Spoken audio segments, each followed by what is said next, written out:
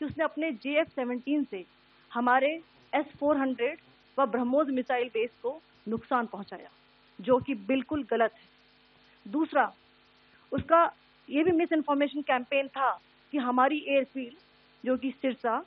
जम्मू, पठानकोट, बठिंडा, नलिया और भुज में है, ये उसका मिस इन्फॉर्मेशन भी बहुत गलत है। तीसरा, पाकिस्तान के मिस इन्फॉर्मेशन कैंपेन के मुताबिक हमारे एम्यूनिशन डम्प्स जो चंडीगढ़ और बियास में है उसका डैमेज हुआ, यह भी बिल्कुल गलत है। हमने आपको मॉर्निंग ब्रीफिंग में बताया था विद फैक्ट्स एंड फिगर के साथ कि ये सारी चीजें बिल्कुल सही सलामत हैं।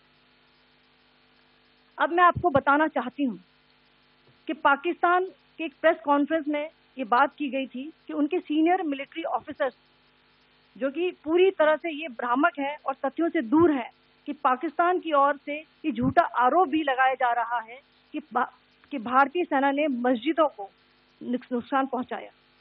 मैं इससे बिल्कुल स्पष्ट करना चाहती हूं कि India is a secular nation और हमारी सेना भारत के कॉन्स्टिट्यूशनल वैल्यूज की एक अपने JF-17 से हमारे S-400 व ब्रह्मोस मिसाइल बेस को नुकसान पहुंचाया, जो कि बिल्कुल गलत है। दूसरा, उसका ये भी मिस इन्फॉर्मेशन कैंपेन था कि हमारी एयरफील्ड जो कि सिरसा,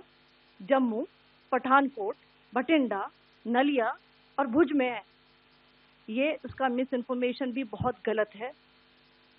तीसरा, पाकिस्तान के मिस इन्फॉर्मेशन कैंपेन के मुताबिक